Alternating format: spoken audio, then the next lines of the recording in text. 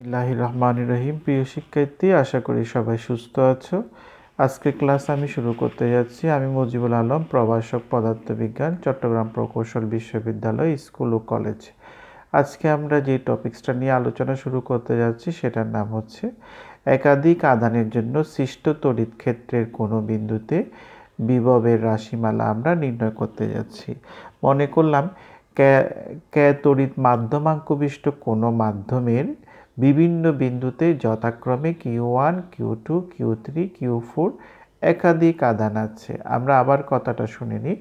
মনে করলাম তড়িৎ মাধ্যমাঙ্কবিষ্ট কোনো মাধ্যমের বিভিন্ন বিন্দুতে যথাক্রমে Q1, Q2, Q3, Q4 একাধিক আধান আছে। অর্থাৎ আমি বোর্ডে যদি দেখাতে চাই তাহলে সেটা দেখাচ্ছি। মনে করলাম এখানে তড়িৎ মাধ্যমাঙ্কবিষ্ট কোনো তড়িৎ মাধ্যমে আমরা কি করলাম, এখানে Q1 আধান রাখলাম, এখানে Q2 আধান আছে, এখানে Q3 আধান আছে, এখানে Q4 আধান আছে। তাহলে এই আধানগুলো কি করবে, প্রত্যেকে কি করবে, পৃথক পৃথকভাবে তড়িৎ ক্ষেত্র সৃষ্টি করবে। এই তড়িৎ ক্ষেত্রগুলোর জন্য আমরা মনে করলাম পি বিন্দুতে বিভবের পরিমাণ কত হবে সেটা আমরা নির্ণয় করতে যাচ্ছি। আবার খেয়াল করি, এই যে তড়িৎ মাধ্যমাঙ্ক বিশিষ্ট কোনো মাধ্যমে বিভিন্ন বিন্দুতে যে আমরা এই একাধিক আধান যে নিলাম, এখানে Q1, Q2, Q3, Q4 আধান যে নিলাম, এই প্রত্যেকটি আধান কি করবে, পৃথক পৃথক তড়িৎ ক্ষেত্র সৃষ্টি করবে। এই তড়িৎ ক্ষেত্রগুলোর জন্য আমাদের ওই তড়িৎ ক্ষেত্রের মধ্যে পি বিন্দুতে আমরা কি নির্ণয় করব, বিভব নির্ণয় করব। তাহলে বিভব নির্ণয় করার পদ্ধতিটা হচ্ছে প্রত্যেকটি আধানের জন্য পি বিন্দুতে কি হবে, বিভব নির্ণয় করতে হবে, পৃথক পৃথকভাবে বিভব নির্ণয় করতে হবে। আবার শুনে নিই আমরা, প্রত্যেকটি আধানের জন্য সৃষ্ট তড়িৎ ক্ষেত্রের অর্থাৎ প্রত্যেকটি আধানের দ্বারা সৃষ্ট তড়িৎ ক্ষেত্রের জন্য পি বিন্দুতে আমরা বিভবটা পৃথক পৃথকভাবে নির্ণয় করব। নির্ণয় করার পর সবগুলোর কি নিতে হবে, বীজগাণিতিক সমষ্টি নিতে হবে। আমরা তড়িৎ প্রাবল্য এবং বলের ক্ষেত্রে বলেছিলাম ভেক্টর সমষ্টি নিতে হবে। যেহেতু আমাদের বিভব হচ্ছে স্কেলার রাশি, সেজন্য এই ক্ষেত্রে আমাদের কি নিতে হবে, প্রত্যেকটি আধানের জন্য আমরা পি বিন্দুতে যে বিভবটা নির্ণয় করলাম সবগুলো বিভবের কি নির্ণয় করতে হবে, বীজগাণিতিক সমষ্টি নিলেই আমরা মোট বিভবটা পেয়ে যাব। তাহলে প্রত্যেকটি আধানের জন্য পি বিন্দুতে বিভব নির্ণয় করতে গেলে মনে করলাম Q1 আধান থেকে পি বিন্দুর দূরত্ব ধরলাম R1, Q2 আধান থেকে পি বিন্দুর দূরত্ব ধরলাম R2, Q3 আধান থেকে এটা R3 ধরলাম, Q4 থেকে দূরত্বটা ধরলাম কত, আমরা R4 যদি ধরি, তাহলে Q1 আধানের জন্য আমাদের পি বিন্দুর বিভব V1 ইকুয়াল টু কত লিখবো একটু করে খেয়াল করে নিই আমরা, 1/4 phi epsilon naught k Q1 divided by R1 হবে। তাহলে এখন আমরা Q2 আধানের জন্য আমাদের বিভব যদি পি বিন্দুতে বিভব যদি V2 হয়, তাহলে V2 ইকুয়াল টু কত লিখবো, 1/4 phi epsilon naught k Q2 divided by R2 আমরা লিখব। এবার Q3 জন্য বিভব যদি আমাদের V3 হয়, তাহলে আমরা কি লিখব, 1/4 phi epsilon naught k Q3 divided by R3 আমরা লিখব। এবার Q4 আধানের জন্য যদি আমাদের পি বিন্দুতে বিভব যদি B4 হয়, তাহলে B4 ইকুয়াল টু আমরা কত লিখতে পারি, 1/4 phi epsilon naught k Q4 divided by কত লিখবো আমরা এখানে, Q4 ডিভাইডেড বাই R4 লিখব। এইভাবে আমরা প্রত্যেকটা আধানের জন্য পি বিন্দুর বিভবটা পৃথক পৃথকভাবে নির্ণয় করব। নির্ণয় করার পর আমরা কি করব, সবগুলোর বীজগাণিতিক সমষ্টি নিলেই আমরা মোট বিভব পি বিন্দুর বিভবটা পেয়ে যাব। পি বিন্দুতে মোট বিভব যদি V হয়, V ইকুয়াল টু তাহলে কত লিখবো আমরা, V1 plus V2 plus V3 plus V4 আমরা লিখলাম। সুতরাং মানগুলো যদি বসিয়ে দিই, 1/4 phi epsilon naught k Q1 divided by R1 B2 এর মান বসিয়ে দিই 1/4πε0কে Q2 divided by R2 plus দিয়ে যদি আমরা লিখি 1/4πε0কে Q3 divided by R3 plus কত লিখব 1/4πε0কে Q4 ডিভাইডেড বাই R4 আমরা লিখলাম। এভাবে সবগুলো যোগ করে নেব। চাইলে আমরা এখানে কমন নিতে পারি 1/4πε0কে কত লিখতে পারি তাহলে এখানে Q1 divided by R1 plus Q2 divided by R2 plus Q3 divided by R3 plus Q4 divided by R4। যদি আরও থাকে এভাবে আমাদের চলতে থাকবে। এইভাবে আমরা কি করতে পারি একাধিক আধানের জন্য সৃষ্ট তড়িৎ ক্ষেত্রের কোনো বিন্দুর বিভব আমরা নির্ণয় করতে পারি। যদি এখানে বায়ু মাধ্যম হয়, বায়ু মাধ্যম বা শূন্য মাধ্যম হয়, তাহলে সেই ক্ষেত্রে ভি ইকুয়াল টু কত হবে একটু দেখিয়ে দিচ্ছি। ভি ইকুয়াল টু তখন 1/4πε0 Q1 divided by R1 Q2 divided by R2 plus Q3 divided by R3 plus কত লিখব Q4 ডিভাইডেড বাই R4 আমরা লিখব। এটাই হচ্ছে কি আমাদের একাধিক আধানের জন্য সৃষ্ট তড়িৎ ক্ষেত্রের কোনো বিন্দুর বিভবের রাশিমালা কিভাবে নির্ণয় করতে হয় সেটা আমরা দেখে নিলাম। আমরা এর পরবর্তী টপিকসে যাচ্ছি। আমরা এখন যাচ্ছি গোলাকার পরিবাহীর বিভব কিভাবে নির্ণয় করতে হয় সেই জিনিসটা দেখার জন্য। আমরা গোলাকার পরিবাহীর বিভব নির্ণয় করার জন্য আমরা কি করলাম, তড়িৎ মাধ্যমাঙ্ক বিশিষ্ট কোনো মাধ্যমে R0 ব্যাসার্ধের একটা ফাফা গোলক আমরা নিলাম। আবার খেয়াল করি, তড়িৎ মাধ্যমাঙ্ক বিশিষ্ট কোনো তড়িৎ মাধ্যমে আমরা R0 ব্যাসার্ধের একটি ফাফা গোলক আমরা নিলাম, যেটার নাম দিলাম কত, আমরা গোলকটার নাম দিলাম মনে করলাম এক গোলক আমরা নিলাম। ব্যাসার্ধ হচ্ছে কত আমাদের R0, ফাফা গোলকটার ব্যাসার্ধ হচ্ছে আমাদের R0 ধরে নিলাম। তাহলে এই গোলকটিকে এবার আমরা কি করলাম, কিউ চার্জে চার্জিত করলাম। এই গোলকটাকে যখন আমরা কিউ চার্জে চার্জিত করব তখন এই কিউ পরিমাণ চার্জ গোলকের পৃষ্ঠে কী হবে, সুষমভাবে ছড়িয়ে পড়বে।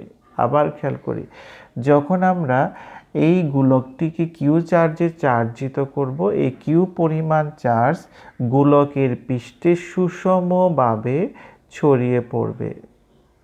গোলকের পৃষ্ঠে যেহেতু কিউ পরিমাণ চার্জগুলো সুষমভাবে ছড়িয়ে পড়েছে, প্রত্যেকটি আধান থেকে আমরা কি জানি বলরেখা নির্গত হয়। তাহলে প্রত্যেকটি আধান থেকে বলরেখা যখন নির্গত হবে এইভাবে লম্বভাবে, তখন দেখতে গোলকটাকে এইভাবে এরকম মনে হয়। প্রত্যেকটি আধান থেকে এভাবে লম্বভাবে কি নির্গত হবে, আমাদের বলরেখাগুলো নির্গত হবে এইভাবে।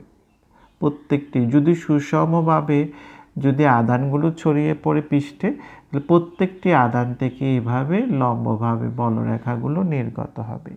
এই বলরেখাগুলোকে যখন আমরা পেছনের দিকে বর্ধিত করব, সবগুলো বলরেখা কোথায় মিলিত হবে, আমাদের কেন্দ্রে মিলিত হবে।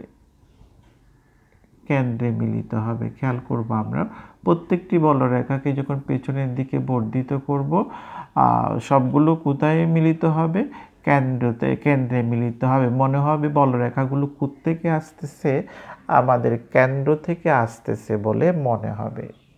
তাহলে আধানটা এমনি কোথায় আছে, আমাদের গোলকের পৃষ্ঠে আছে। তাহলে গোলকের পৃষ্ঠে থাকলে আমরা এখান থেকে দেখা যাচ্ছে আমাদের বলরেখাগুলো কোত্থেকে নির্গত হচ্ছে বলে মনে হচ্ছে, গোলকের কেন্দ্র থেকে নির্গত হচ্ছে বলে মনে হচ্ছে। এখন যদি আমরা আধানটিকে যদি আমরা গোলকের পৃষ্ঠে, অর্থাৎ আধানটা যদি আমরা গোলকের পৃষ্ঠে না দিয়ে মনে করলাম আধানটি কোথায় আছে, আমাদের গোলকের কেন্দ্রে আছে বলে ধরে নিলাম। আধানগুলো যদি গোলকের কেন্দ্রে থাকে তাহলেও দেখা যাবে আমাদের বলরেখাগুলো এই ধরনের হবে। আর কেন্দ্রে থাকলে বলরেখাগুলো কীরকম হবে একটু দেখে নিই আমরা। এইভাবে বলরেখাগুলো, যদি আধানগুলো কোথায় থাকে, কেন্দ্রে থাকে, তাহলে প্রত্যেকটি আধান থেকে বলরেখা নির্গত হবে, যেটা দেখতে আমাদের এরকম হবে। অর্থাৎ পৃষ্ঠে রাখলে আমাদের বলরেখাগুলোর ডিজাইন যেরকম হচ্ছে, দেখতে যেরকম লাগতেছে, কেন্দ্রে থাকলেও দেখা যাচ্ছে বলরেখাগুলোর প্রকৃতি একই ধরনের হচ্ছে, একই রূপ হচ্ছে। তাহলে দেখা যাচ্ছে আধানটিকে কেন্দ্রে আধানগুলো যদি পৃষ্ঠে থাকে বলরেখাগুলো যেরকম হয়, আধানটা যদি কেন্দ্রে আছে বলে যদি আমরা ধরে নিই তাহলেও বলরেখাগুলো দেখতে একই রকম হয়। তার মানে এখান থেকে আমরা বলতে পারি আধানগুলো পৃষ্ঠে রাখলে যে তড়িৎ ক্ষেত্রটা সৃষ্টি হবে, আধানগুলো কেন্দ্রে থাকলেও আমাদের একই ধরনের তড়িৎ ক্ষেত্র সৃষ্টি হবে। অর্থাৎ আধানটি পৃষ্ঠে রাখলে যে তড়িৎ ক্ষেত্রটা সৃষ্টি হবে, আধানটি কেন্দ্রে আছে বলে বিবেচনা করলেও আমাদের একই ধরনের তড়িৎ ক্ষেত্র সৃষ্টি হবে, যেহেতু বলরেখাগুলো একই রূপ হচ্ছে। সেই জন্য আমরা ধরে নিতে পারি আধানগুলো পৃষ্ঠে থাকুক বা কেন্দ্রে থাকুক, আমরা সব সময় ধরে নিতে পারবো যে, বিবেচনা করে নিতে পারি আধানটি কোথায় আছে, কেন্দ্রে আছে। যেহেতু পৃষ্ঠে থাকলে যে ধরনের তড়িৎ ক্ষেত্রটা সৃষ্টি হয়, কেন্দ্রে থাকলেও কি একই ধরনের তড়িৎ ক্ষেত্রটা সৃষ্টি হবে। সেই কারণে আমরা আধানটি পৃষ্ঠে থাকুক বা কেন্দ্রে থাকুক আমরা বিবেচনা করে নিতে পারি আধানটি কোথায় আছে, ফাফা গোলকের কেন্দ্রে আছে। যদি আধানগুলো ফাফা গোলকের কেন্দ্রে থাকে, তাহলে কেন্দ্রে আধান থেকে পৃষ্ঠের কোনো বিন্দুর দূরত্বটা কার সমান হবে, আমাদের গোলকের ব্যাসার্ধের সমান হবে। কথাটা আবার ক্লিয়ার করে নিই।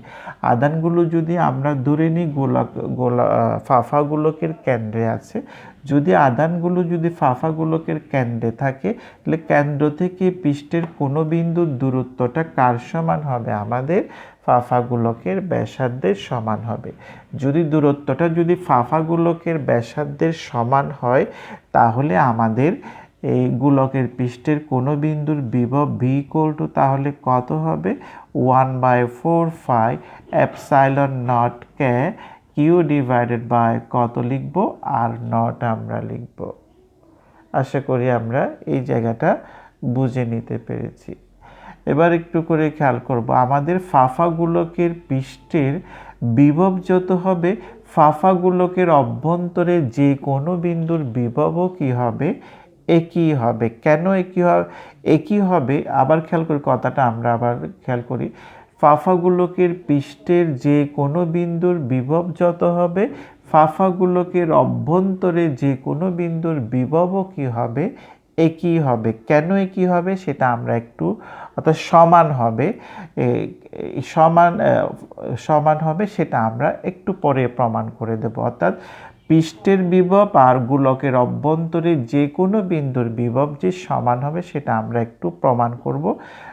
তাহলে সেই ক্ষেত্রে গোলকের অভ্যন্তরে কোনো বিন্দুর বিভব v = কত হবে, 1/4 epsilon naught k q divided by r0। এই জায়গাটা কিন্তু খুবই ইম্পর্টেন্ট, এগুলো আমাদের অঙ্কের জন্য দরকার হয়। আবার সেই জন্য কথাটার সামারি আমরা বলতেছি, ফাফা গোলকের পৃষ্ঠের যে কোনো বিন্দুর বিভব যত হবে, ফাফা গোলকের অভ্যন্তরে যে কোনো বিন্দুর বিভবও কি হবে, তত হবে। তাহলে সেই হিসাবে আমরা পৃষ্ঠের বিভব আর গোলকের অভ্যন্তরে যে কোনো বিন্দুর বিভব কি ধরতে পারি, সমান ধরতে পারি বা একই হবে। এখন যদি আমাদের বিন্দুটা ফাফা গোলকের কেন্দ্র থেকে কত দূরত্বে থাকে, মনে করলাম পি বিন্দুটা আর দূরত্বে আছে কেন্দ্র থেকে, তাহলে সেই ক্ষেত্রে বিভব v = কত হবে, 1/4 epsilon naught k q q divided by r হবে। আর কখন হবে? যদি কেন্দ্র থেকে আমাদের বিন্দুটা কোথায়, গোলকের বাইরে, কোনো পৃষ্ঠের বাইরে কোনো বিন্দু যদি পি হয় এবং কেন্দ্র থেকে ওই পি বিন্দুর দূরত্বটা যদি আর হয়, তাহলে সেই ক্ষেত্রে বিভব হবে আমাদের 1/4 epsilon naught k q divided by r. যদি শূন্য মাধ্যম হয়, এটা হচ্ছে কোন মাধ্যমের ক্ষেত্রে? কে মাধ্যমাঙ্ক বিশিষ্ট কোনো মাধ্যমের ক্ষেত্রে। যদি শূন্য মাধ্যম হয়, তাহলে সেই ক্ষেত্রে বিভব হবে আমাদের v equal to 1/4 epsilon naught Q divided by r হবে। আশা করি আমরা বুঝে নিতে পেরেছি গোলাকার পরিবাহীর জন্য বিভবের মান কীভাবে নির্ণয় করতে হয় সেটা আমরা জেনে নিলাম। এখন আমরা দেখাতে যাচ্ছি ওই যে কিছুক্ষণ আগেই বললাম গোলকের পৃষ্ঠের বিভব আর গোলকের অভ্যন্তরে যে কোনো বিন্দুর বিভব কী হবে? সমান হবে। সেটা যে বললাম সেটা আমরা এখন দেখাতে যাচ্ছি। মনে করলাম আমরা সেই জিনিসটা প্রমাণ করার জন্য একটু করে খেয়াল করি। মনে করলাম আমাদের এই ফাফা গোলকের পৃষ্ঠের কোনো বিন্দুর বিভব ধরলাম কত? ভি। এই ফাফা গোলকের অভ্যন্তরে কোনো বিন্দুর, মনে করলাম কোনো একটি বিন্দু নিলাম আমরা, কিউ নিলাম। ফাফা গোলকের পৃষ্ঠটা একটু করে খেয়াল একটু বুঝিয়ে দিচ্ছি। মনে করলাম ফাফা গোলকের পৃষ্ঠে কোনো বিন্দু পি ধরলাম, পি বিন্দুর বিভব ধরলাম কত আমরা? ভি। আর ফাফা গোলকের অভ্যন্তরে আরেকটি বিন্দু নিলাম কিউ, এটার বিভব ধরলাম কত আমরা? V naught. তাহলে বিভব পার্থক্য কত হবে? V minus v naught. আমরা বিভব পার্থক্য আর প্রাবল্যের সাথে একটা সম্পর্ক আছে, সেটা আমাদের জানা আছে। বিভব পার্থক্য ইকুয়াল টু কি জানি আমরা? প্রাবল্য ই ইন্টু আর আমাদের জানা আছে দূরত্ব। প্রাবল্য ইকুয়াল টু ইন্টু দূরত্ব ইন্টু আর আমাদের। যেহেতু ফাফা গোলকের অভ্যন্তরে কোনো আধান থাকে না, সেই জন্য ফাফা গোলকের অভ্যন্তরে কোনো তড়িৎ ক্ষেত্রও সৃষ্টি হয় না। যেহেতু ফাফা গোলকের অভ্যন্তরে কোনো তড়িৎ ক্ষেত্র সৃষ্টি হয় না, সেই কারণে ফাফা গোলকের অভ্যন্তরে তড়িৎ প্রাবল্য ইকুয়াল টু কী হবে আমাদের? শূন্য হবে। ইকুয়াল টু যখন শূন্য হবে তখন আমরা এখান থেকে লিখতে পারি b minus v naught equal to 0 into r. বা দিয়ে আমরা আর একটু সামনে যেতে পারি, b minus v naught equal to 0, v equal to v naught আমরা লিখতে পারি। বি হচ্ছে কি?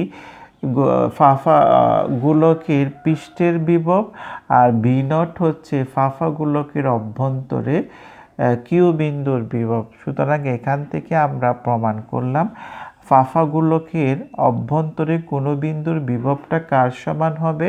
ফাফা গোলকের পৃষ্ঠের কোনো বিন্দুর বিভবের সমান হবে। তাহলে আমরা ফাফা গোলকের অভ্যন্তরে কোনো বিন্দুর বিভব আর ফাফা গোলকের পৃষ্ঠের বিভব যে সমান সেটা আমরা প্রমাণ করলাম। তাহলে আমরা আমাদের বইতে দুইটা গ্রাফ আছে, গ্রাফটা আমি একটু আমার মতো করে বুঝিয়ে দেওয়ার চেষ্টা করি, সেটা খেয়াল করি। আমরা এতক্ষণ ধরে যে জিনিসটা বোঝানোর চেষ্টা করেছি সেটা হচ্ছে ফাফা গোলকের পৃষ্ঠের বিভব, ফাফা গোলকের অভ্যন্তরে কোনো বিন্দুর বিভবের মান কী হবে? একই হবে। মনে করলাম ফাফা গোলকের পৃষ্ঠের বিভব ধরলাম কত আমরা? 5 ভোল্ট। আবার খেয়াল করি, মনে করলাম ফাফা গোলকের পৃষ্ঠের কোনো বিন্দুর বিভব ধরলাম 5 ভোল্ট। তাহলে আমাদের ফাফা গোলকের পৃষ্ঠের কোনো বিন্দুর বিভব, এদিকে আমরা দূরত্ব ধরলাম, এদিকে ধরলাম আমরা বিভব। তাহলে আমরা ফাফা গোলকের ব্যাসার্ধ ধরলাম কত আমরা? 3 সেন্টিমিটার ধরলাম। ব্যাসার্ধ ধরলাম কত? 3 সেন্টিমিটার। তাহলে কেন্দ্র থেকে 1 2 3 4, তাহলে কেন্দ্র থেকে যখন আমি 1 সেন্টিমিটার দূরে যাব তখন আমাদের বিভবের মান কত হবে? 5 হবে। কেন? কারণ আমরা কি ধরে নিলাম? ফাফা গোলকের পৃষ্ঠের বিভব কত ধরলাম? 5 ভোল্ট। সেই জন্য আমরা কেন্দ্র থেকে 1 সেন্টিমিটার দূরে গেলেও আমাদের বিভবের মান কত হবে? 5 হবে, 5 ভোল্ট হবে। তা এবার আমি কি করলাম, কেন্দ্র থেকে 2 সেন্টিমিটার দূরে গেলাম। 2 সেন্টিমিটার দূরে গেলে সেটাও কোথায় আছে, আমাদের বিন্দুটা কোথায় থাকবে? গোলকের কেন্দ্র থেকে 2 সেন্টিমিটার দূরে গেলেও বিন্দুটা কোথায় থাকবে? ফাফা গোলকের অভ্যন্তরে থাকবে। সেজন্য ওই বিন্দুর বিভবটা কত হবে? আমাদের 5 ভোল্ট হবে। আমি যদি এবার ফাফা গোলকের কেন্দ্র থেকে যদি 3 সেন্টিমিটার দূরে চলে যাই, অর্থাৎ পৃষ্ঠে যদি চলে আসি, তাহলেও বিভব কত হবে? 5 ভোল্ট হবে। তার মানে দেখা যাচ্ছে আমি কেন্দ্র থেকে পৃষ্ঠে না যাওয়া পর্যন্ত বিভবের মানটা কি থাকবে? একই থাকবে। আশা করি আমরা এতটুকু বুঝে নিতে পেরেছি। এবার ইকুয়েশন থেকে একটু দেখি আমরা, এবার দূরত্ব যত বাড়ে, অর্থাৎ পৃষ্ঠ থেকে আমরা যতই দূরে যাব ততই বিভবের মানটা কি হতে থাকবে? কমতে থাকবে। যেহেতু দূরত্ব দিয়ে ভাগ করতে হবে, দূরত্ব বাড়ার সাথে সাথে বিভবের মানটা কি হতে থাকবে? কমতে থাকবে, কমতে থাকবে, নিচের দিকে নামবে, কমতে থাকবে, এইভাবে হবে। আশা করি আমরা এই জায়গাটা বুঝে নিতে পেরেছি। যেটা তোমাদের বইতে দেখা আছে এরকমভাবে, এটা যদি কেন্দ্র হয়, কেন্দ্রটা যদি পৃষ্ঠ হয়, তাহলে R0 ব্যাসার্ধ পর্যন্ত, অর্থাৎ পৃষ্ঠে যাওয়া পর্যন্ত বিভবের মানটা কি থাকবে? একই থাকবে। সেই জন্য এটা সরল রেখা হয়েছে। তারপর পৃষ্ঠ থেকে আমরা দূরত্বটা বাড়ার সাথে সাথে বিভবের মানটা আস্তে আস্তে ক্রমান্বয়ে কি হতে থাকবে? কমতে থাকবে। তাহলে আশা করি আমরা এই চিত্রটা, গ্রাফটা আমরা বুঝে নিতে পেরেছি। এবার আমরা প্রাবল্যের জন্য যে গ্রাফটা আছে সেটাও আমরা একটু দেখে নিই। একটু করে খেয়াল করবো, আমরা কিছুক্ষণ আগেই বলেছিলাম যেহেতু গোলকের অভ্যন্তরে কোনো আধান থাকে না, সেজন্য ফাফা গোলকের অভ্যন্তরে কোনো আধান থাকে না বলে এখানে কোনো তড়িৎ ক্ষেত্র সৃষ্টি হয় না। সেজন্য এই ক্ষেত্রে তড়িৎ প্রাবল্যের মান কি হবে? 0 হবে। তাহলে যতক্ষণ পর্যন্ত, অর্থাৎ বিন্দুগুলো যদি আমাদের ফাফা গোলকের অভ্যন্তরে থাকে, তখন আমাদের বিভবের মান কি হবে? 0 হবে। অর্থাৎ আমি যদি গোলকের কেন্দ্র থেকে যদি 1 সেন্টিমিটার দূরে যাই, বিভবের মান, প্রাবল্যের মানটা কি হবে? 0 হবে। কেন 0 হবে? যেহেতু বিন্দুটা ফাফা গোলকের অভ্যন্তরে, ফাফা গোলকের অভ্যন্তরে যেহেতু আধান থাকে না, সুতরাং এই ক্ষেত্রে তড়িৎ ক্ষেত্রের মানটা কি হবে? 0 হবে। আমি যদি এখন ফাফা গোলকের কেন্দ্র থেকে 2 সেন্টিমিটার দূরে যাই, 2 সেন্টিমিটার দূরত্বটাও কি ফাফা গোলকের অভ্যন্তরে থাকে। ফাফা গোলকের অভ্যন্তরে থাকে বলে এখানে প্রাবল্যের মানটাও কি হবে আমাদের? এক্ষেত্রে আমরা কার সাথে কার সম্পর্ক দেখাচ্ছি? প্রাবল্য আর দূরত্বের সাথে। যেহেতু আমি প্রথমে দূরত্বটা নিলাম কি, ফাফা গোলকের কেন্দ্র থেকে 1 সেন্টিমিটার দূরে, 1 সেন্টিমিটার দূরে বিন্দুটা যেহেতু ফাফা গোলকের অভ্যন্তরে অবস্থিত, সেজন্য ওখানে প্রাবল্যের মানটা কি হবে? 0 হবে। কেন 0 হবে? কারণ ফাফা গোলকের অভ্যন্তরে কোনো আধান থাকে না। আধান না থাকলে এখানে কোনো তড়িৎ ক্ষেত্র সৃষ্টি হবে না। তড়িৎ ক্ষেত্র সৃষ্টি না হলে প্রাবল্যের মান কি হবে? 0 হবে। কোথায়? ফাফা গোলকের অভ্যন্তরে। এখন আমি বিন্দুটা যদি কেন্দ্র থেকে 2 সেন্টিমিটার দূরে গিয়ে নিই, তাহলে ফাফা গোলকের যেহেতু ব্যাসার্ধ হচ্ছে 3 সেন্টিমিটার, তাহলে ফাফা গোলকের কেন্দ্র থেকে 2 সেন্টিমিটার দূরে বিন্দুটাও কোথায় অবস্থান করবে? ফাফা গোলকের অভ্যন্তরে অবস্থান করবে। সেই জন্য 2 সেন্টিমিটার দূরেও আমাদের প্রাবল্যের মানটা কি হবে? 0 হবে। এখন যদি আমি ফাফা গোলকের কেন্দ্র থেকে 3 সেন্টিমিটার দূরে যাই, তাহলে সেই ক্ষেত্রে আমাদের একটা প্রাবল্যের মান আসবে। মনে করলাম সেই প্রাবল্যের মানটা আমরা ধরলাম 5 ধরলাম। তাহলে সেই ক্ষেত্রে আমাদের মানটা হবে এটা, অর্থাৎ 3 সেন্টিমিটার দূরে যদি আমাদের প্রাবল্য যদি 5 নিউটন পার কুলম্ব হয়, তখন আমরা বিন্দুটা, অর্থাৎ কেন্দ্র থেকে 3 সেন্টিমিটার, অর্থাৎ পৃষ্ঠে যাব, পৃষ্ঠে গেলে আমরা একটা প্রাবল্যের মান পাবো। সেই প্রাবল্যের মান ধরলাম কত? আমরা 5 নিউটন পার কুলম্ব। এবারে প্রাবল্যের রাশিমালা থেকে আমরা জানি ইকুয়াল টু কত? 1/4 pi epsilon naught Q divided by R square. এরপর থেকে, অর্থাৎ 3 সেন্টিমিটার পর থেকে আমরা যতই সামনের দিকে, 3 সেন্টিমিটার দূর থেকে, 3 সেন্টিমিটার পর থেকে আমরা যতই সামনের দিকে যাব, ততই বিন্দুটা পৃষ্ঠ থেকে কি হবে, বাইরে চলে যাবে। বাইরে গেলে প্রাবল্যের মানটা কি হতে থাকবে, কমতে থাকবে। অর্থাৎ আমি যদি 4 সেন্টিমিটার দূরে যাই, বিন্দুটা তখন কোথায়, পৃষ্ঠ থেকে বাইরে চলে যাচ্ছে, তখন প্রাবল্যের মানটা কমে যাবে এইভাবে। যদি আমি পৃষ্ঠ থেকে যদি 5 সেন্টিমিটার দূরে যাই, প্রাবল্যের মানটা কি হতে থাকবে, আরও কমতে থাকবে। আমি যদি পৃষ্ঠ থেকে যদি 6 সেন্টিমিটার দূরে যাই, প্রাবল্যের মানটা কি হতে থাকবে, আরও কমতে থাকবে। অর্থাৎ লেখাটা এই ধরনের হবে। এই জিনিসটা আমাদের বইতে দেখানো হয়েছে এইভাবে। আমাদের যদিও মনে হচ্ছে, দেখে মনে হচ্ছে চিত্র দুইটা একেই, কিন্তু আসলে না। বিভবের ক্ষেত্রে এটা সরলরেখা ছিল, কারণ অভ্যন্তরে কি ছিল, বিভব ছিল বলে। যেহেতু প্রাবল্যের ক্ষেত্রে আমরা পেলাম পৃষ্ঠ পর্যন্ত, অর্থাৎ কেন্দ্র থেকে পৃষ্ঠ পর্যন্ত কি থাকে না, কোনো প্রাবল্য থাকে না। প্রাবল্যের মানটা কি হয়, 0 হয়। সেই জন্য এখানে সরলরেখা হবে না, এখানে ব্ল্যাঙ্ক থাকবে। এরপর থেকে পৃষ্ঠে গেলে প্রাবল্যের মানটা কি হবে, সর্বোচ্চ হবে। এবার বিন্দুটা যদি পৃষ্ঠ থেকে দূরে যেতে থাকে, দূরত্ব বাড়তে থাকে, অর্থাৎ পৃষ্ঠ থেকে যদি দূরে সরে যায়, সামনের দিকে সরে যায়, প্রাবল্যের মানটা ক্রমান্বয়ে কি হতে থাকবে, কমতে থাকবে, কমতে থাকবে, কমতে থাকবে। এটাই হচ্ছে কি আমাদের ওই গ্রাফ দুইটার আমরা পৃথক পৃথকভাবে কি করলাম, বিশ্লেষণ করলাম। এবার যাচ্ছি আমরা সমবিভব তল। সমবিভব তল কাকে বলবো, যে তলের প্রত্যেকটা বিন্দুতে বিভবের মান কি হবে, সমান হবে, তাকে আমরা কি বলি, সমবিভব তল বলি। যেহেতু সমবিভব তলের প্রত্যেকটি বিন্দুতে বিভবের মান সমান, বিভবের মান সমান হওয়ার কারণে সমবিভব তলে কোনো আধান চলাচল করতে পারে না বলে সমবিভব তলে কোনো তড়িৎ প্রবাহ সৃষ্টি হয় না বা তড়িৎ প্রবাহ চলে না। যেহেতু সমবিভব তলের প্রত্যেকটা বিন্দুতে বিভবের মান সমান, সেজন্য সমবিভব তলে একটি আধানকে এক বিন্দু থেকে অন্য বিন্দুতে নিয়ে যেতে কোনো কাজ করতে হয় না। তাহলে সমবিভব তল কাকে বললাম, আবার একটু করে শুনে নিই। যেই তলের প্রত্যেকটি বিন্দুতে বিভবের মান কি হবে, সমান হবে, সেই তলকে আমরা কি বলি, সমবিভব তল বলি। সমবিভব তলে কোনো তড়িৎ প্রবাহ চলে না, এবং সমবিভব তলের এক বিন্দু থেকে অন্য বিন্দুতে আধান নিয়ে যেতে গেলে কোনো কাজ করতে হয় না। আজকে আমরা এতটুকুতে শেষ করলাম। আগামী ক্লাস আমরা এখান থেকে শুরু করব। সবাই ভালো থেকো, সুস্থ থেকো। ধন্যবাদ সবাইকে।